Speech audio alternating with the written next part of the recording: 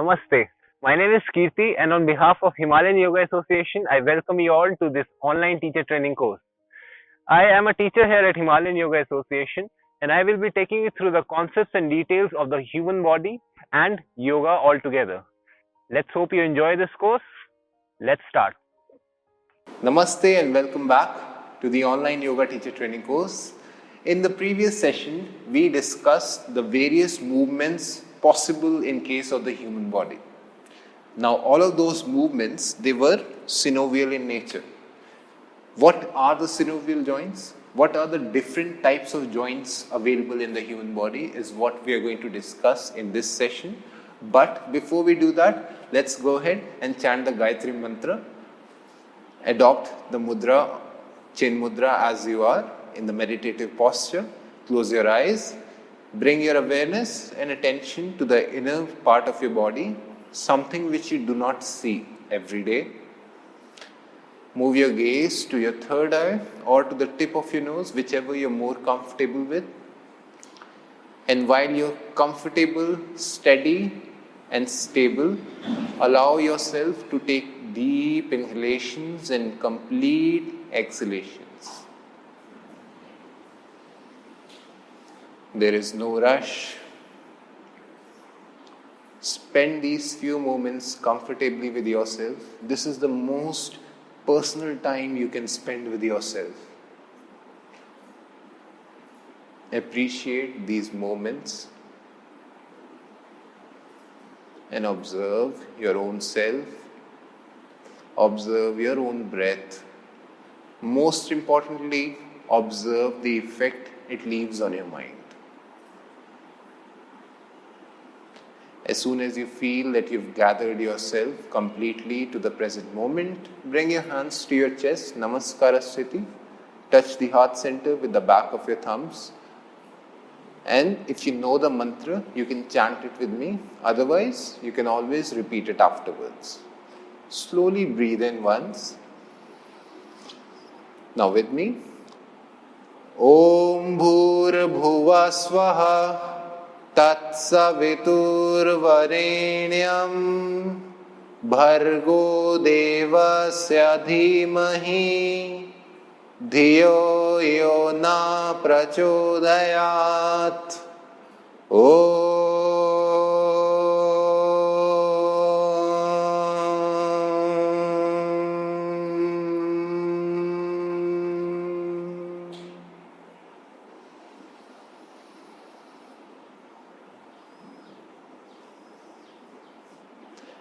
Having absorbed the vibration of the mantra, let's start rubbing our palms. Cover your eyes with your palms. Now, gently massage your face, the back of your neck, and anywhere else you wish to transfer this energy to. Please keep your eyes closed. Do not expose them to light straight away. Bring your hands back to your chest. Bow down to your fingertips with a few blinks. Open your eyes and welcome back. So, in the previous session, we discussed the various movements. In today's session, we will try to understand what all body parts are capable of doing those different movements. So, if you'll observe what I've made on the board here, you'll see that there are three different body parts right here. One is the hip joint as it is. The other one is the rib cage, and the first one is the head or the skull, the cranium bone of the human body. The cranium bone of the human body is the ideal example of all the fibrous joints in the human body, all the fibrous joints, because the cranium bone is actually the only location where we have the fibrous or the fixed joint. Fixed joint, and I hope you are able to understand the meaning of fixed joint. Fixed joint is basically a set of joint where different bones are coming together, but they do not form any sort of movement. These different bones, they're fused with each other, but they do not offer any movement at all. The only purpose that they solve is, in case of the head or in case of the skull, is protection of the internal organ, that is the brain. different fusions. These fuses, these joints where these bones come together are called as sutures, and these joints, they do not offer any sort of movement to the human body at all. The next type of joint is cartilaginous joint. Now this joint, this cartilaginous joint, gets its name from the cartilage that connects the bones to the other bones. If you are aware of the properties of cartilage, then you would also understand that cartilage is a connective tissue which is quite flexible in nature, but it is not voluntary in nature, which means that you cannot voluntarily move the cartilage as you want. It obviously needs some sort of motivation, it needs some sort of push or pull for it to function. But the beauty of cartilage is that it always rolls back, or it always comes back to its natural position, natural state, whenever it's stress-free on its own. Here you'll see that the sternum, which is the bone in the center of the rib cage connecting all the ribs, has cartilage coming out of all of these bones. As soon as you expand, or as soon as you open your chest, the cartilage expands, and also it gives a sense of feeling that the rib cage is expanding. What I'm trying to say is, simply take your hands and put them by the side of your chest. Sit straight as you are. Put your hands by the side of your chest onto your rib cage. Now do not just put your hands, I want you to feel the expansion in the rib cage as it is. So place your hands completely with all of the fingertips on your rib cage. Now as you are, observe the size of the rib cage and slowly take a deep inhalation. And hold your breath. If you're able to observe the expansion in the rib cage, keep your fingers there, keep your hands as they are, and very slowly as you exhale, observe how the rib cage comes back to its natural state or collapses into its comfortable zone. This is only possible because of the cartilage attachment to the rib cage. Obviously, like I said, it needs some sort of motivation. In case of the rib cage, the motivation remains the lungs. Anytime the lungs, they breathe in, they expand in size like a balloon, and because the rib cage is completely covering the lungs, they automatically grow bigger in size, and because that's why we keep saying that the human body is a genius work of art.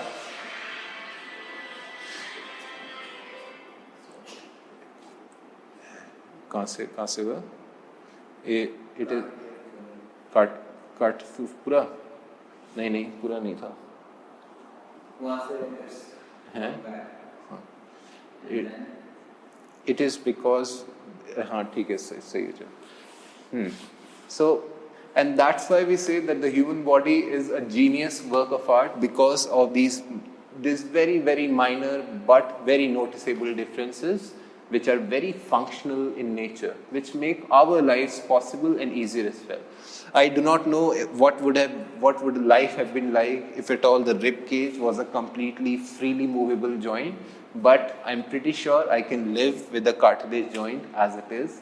I can live with the cartilage connected to the rib cage as it is. The other location where the cartilaginous joint is present in the human body or in other animals as well is the human spine.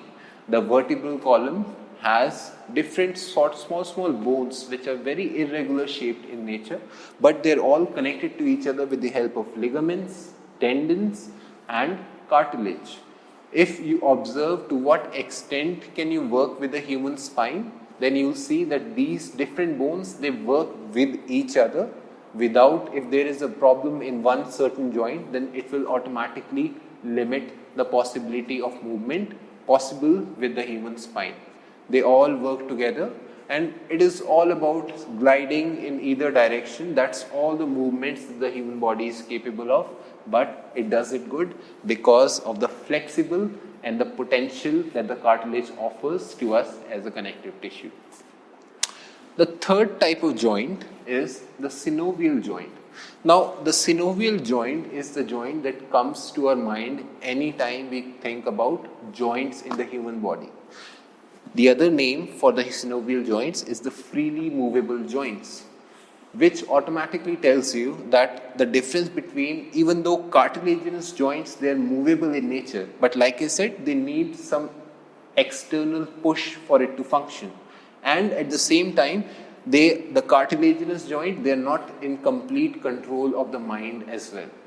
On the other hand, the synovial joints or the freely movable joints are the joints which are capable of doing all the movements that we discussed yesterday. Extension, flexion, hyperextension, adduction, abduction, all of these movements, all of them are possible with the synovial joints present in the human body. The synovial joint is the most abundant joint present in the human body. It's available in various locations, your elbows, your shoulders, your wrists, your fingers, your knees. You think about any movement that you need to do to interact with the outside world. All of that is only possible because of the synovial joint. 3 types of joints in the human body: fibrous, cartilaginous, and synovial joint. Non-movable joints, semi-movable joints, and freely movable joints. What is the synovial joint is what we are going to discuss in the upcoming video. Until then, I hope you found this video very informative. I hope you learned something new today. Until then, I'll see you again. I hope you found this video very informative. I'll see you again next time. Until then, thank you and namaste.